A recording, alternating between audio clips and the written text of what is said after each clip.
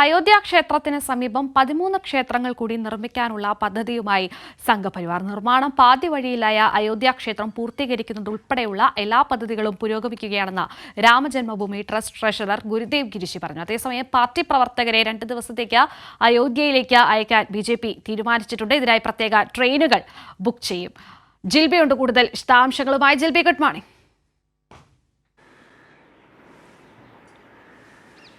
Good morning Keerthi. Jilby, Babri Masjid പൊളിച്ച പണി പൂർത്തിയാകാത്ത അവിടുത്തെ ഈ രാമക്ഷേത്രം, 3 നിലയുള്ള രാമക്ഷേത്രം 1 നില മാത്രം പണി പൂർത്തിയാക്കിക്കൊണ്ട് വോട്ട് ബാങ്ക് ലക്ഷ്യമിട്ട് കഴിഞ്ഞ ദിവസമാണ്, തിങ്കളാഴ്ചയാണ് അവിടെ പ്രതിഷ്ഠ നടത്തിയത്.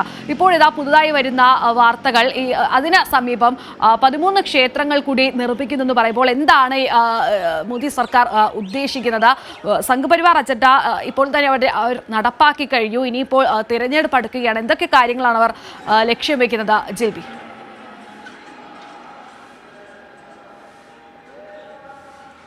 കീർത്തി, ബാബറി മസ്ജിദ് പൊളിച്ച സ്ഥലത്ത് രാമക്ഷേത്രം പണിതുകൊണ്ട് അവിടെ ഒരു രാമൻ്റെ വിഗ്രഹ പ്രതിഷ്ഠയൊക്കെ കഴിഞ്ഞ ദിവസം കേന്ദ്ര സർക്കാരിൻ്റെ നേതൃത്വത്തിൽ തന്നെ നടന്നുവെന്ന് പറയാം. അതായത് തികച്ചും തെരഞ്ഞെടുപ്പിനെ ലക്ഷ്യം വെച്ചുകൊണ്ട് മാത്രം നടത്തിയ ഒരു പ്രതിഷ്ഠയാണ് കഴിഞ്ഞ ദിവസം നടന്നത് എന്നും വ്യക്തമാണ്. കാരണം ഈ പ്രതിഷ്ഠാ ചടങ്ങുകൾ കഴിഞ്ഞ് പ്രധാനമന്ത്രി നരേന്ദ്രമോദി നടത്തിയ പ്രസംഗത്തിൽ ഉൾപ്പെടെ ഒരു മതരാഷ്ട്രത്തിൻ്റെ പ്രഖ്യാപനം അവിടെ നടന്നു. അതായത് മതേതര ഇന്ത്യയുടെ, ജനാധിപത്യ ഇന്ത്യയുടെ തകർച്ച എന്ന് വേണം അവിടെ ചൂണ്ടിക്കാട്ടാൻ, അല്ലെങ്കിൽ അതിൻ്റെ ഒരു പ്രഖ്യാപനം തന്നെയായിരുന്നു പ്രധാനമന്ത്രി നരേന്ദ്രമോദിയുടെ പ്രസംഗത്തിലടക്കം നടന്നതെന്ന് വേണമെങ്കിൽ പറയാം. അല്ലെങ്കിൽ അത്തരത്തിലുള്ള പ്രഖ്യാപനം തന്നെ നടന്നു അവിടെ.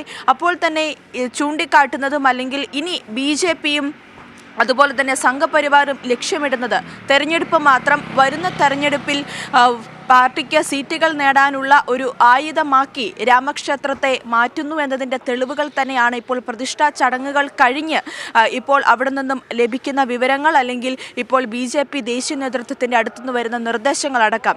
കാരണം BJP പ്രവർത്തകർക്കടക്കം നിർദ്ദേശങ്ങൾ നൽകിക്കഴിഞ്ഞു. കാരണം രാമക്ഷേത്രം ഉയർത്തി കാണിച്ചുകൊണ്ടുള്ള പ്രചരണങ്ങൾ ശക്തമാക്കാൻ, ഒപ്പം ഗ്രാമങ്ങളിലടക്കം ചെന്ന് ഇപ്പോൾ ജനങ്ങളിലേക്ക് ഈ രാമക്ഷേത്രത്തെക്കുറിച്ചുള്ള കൂടുതൽ വിവരങ്ങൾ പങ്കുവയ്ക്കുക, അതുപോലെ തന്നെ കേന്ദ്ര സർക്കാരിൻ്റെ പദ്ധതികൾ ഉയർത്തിക്കാട്ടിക്കൊണ്ടുള്ള പ്രചരണങ്ങൾ നടത്താനുള്ള നിർദ്ദേശങ്ങൾ നേരത്തെ തന്നെ നൽകിക്കഴിഞ്ഞു. അത് ഇപ്പോൾ തുടങ്ങുകയും ചെയ്തു.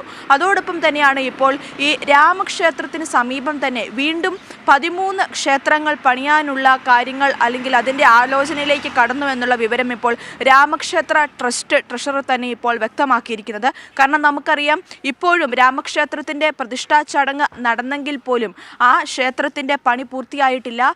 3 നിലകളുള്ള ക്ഷേത്രത്തിൽ 1 നില മാത്രമാണ് പൂർത്തിയായത്. അതും ഈ പ്രതിഷ്ഠാ ചടങ്ങുകൾ നടക്കുമ്പോൾ, ഈ ഗർഭഗൃഹത്തിൽ രാംലല്ലയെ പ്രതിഷ്ഠിക്കുമ്പോൾ പോലും ഇതിൻ്റെ പണി പൂർത്തിയാകാത്ത സ്ഥലങ്ങളെല്ലാം മറച്ചുകൊണ്ട്, അല്ലെങ്കിൽ പൂവുകൾ വെച്ച് അലങ്കരിച്ചുകൊണ്ട്, അത്തരത്തിൽ ആൾക്കാരുടെ മുമ്പിൽ കണ്ണിൽ പൊടിയിട്ടുകൊണ്ടുള്ള രീതിയിലായിരുന്നു അന്ന് പോലും ഈ പ്രതിഷ്ഠാ ചടങ്ങുകൾ നടത്തിയെന്ന് പറയേണ്ടിയിരിക്കുന്നു. അതുപോലെ തന്നെ നമുക്കറിയാം, ഈ BJP പ്രവർത്തകരെ അടക്കം ഇപ്പോൾ അങ്ങോട്ടേക്ക് അയക്കുന്നു. അവർക്ക് പ്രത്യേക ട്രെയിനുകൾ അറേഞ്ച് ചെയ്യുന്നു. അവർക്ക് വേണ്ടിയുള്ള ഫുഡുകളൊക്കെ ഇപ്പോൾ ഫ്രീ ആയിട്ട് നൽകുന്നു. ഒപ്പം എല്ലാ സംസ്ഥാനങ്ങളിലെയും നിയോജക മണ്ഡലത്തിൽ നിന്ന് 1000 പേരെ അടക്കം ഒരു ദിവസം 50,000 പേരെ അവിടെ എത്തിക്കാനുള്ള നീക്കങ്ങൾ BJP സർക്കാർ നടത്തുന്നു. ഇതിൽ നിന്നെല്ലാം വ്യക്തമാണ്, അവർ ലക്ഷ്യമിടുന്നത് തെരഞ്ഞെടുപ്പ് മാത്രമാണ്. തെരഞ്ഞെടുപ്പ് അടുക്കുന്നത് വരെ ഈ രാമക്ഷേത്രം ഉയർത്തി കാണിച്ചുകൊണ്ട്, അല്ലെങ്കിൽ അയോധ്യ ഉയർത്തി കാണിച്ചുകൊണ്ട്, വിശ്വാസവും ഭക്തിയും ദുരുപയോഗം ചെയ്തുകൊണ്ട് ആളുകളിൽ ഇറങ്ങിച്ചെന്ന് ഈ വോട്ട് നേടാനുള്ള ശ്രമമാണ് BJP നടത്തുന്നത് എന്നതിൻ്റെ ഏറ്റവും വലിയ തെളിവ് തന്നെയാണ് ഇപ്പോൾ നടക്കുന്നത്. എന്തായാലും അയോധ്യ അല്ലെങ്കിൽ രാമക്ഷേത്രം ഉയർത്തി കാണിച്ചുകൊണ്ടുള്ള ശക്തമായ പ്രചരണം തന്നെയാണ് ഇപ്പോൾ BJP നടത്തിക്കൊണ്ടിരിക്കുന്നതെന്ന് തന്നെ പറയാം. കീർത്തി, ശരി. ജിൽബിയാണ് കൂടുതൽ വിവരങ്ങൾ നൽകിയത്.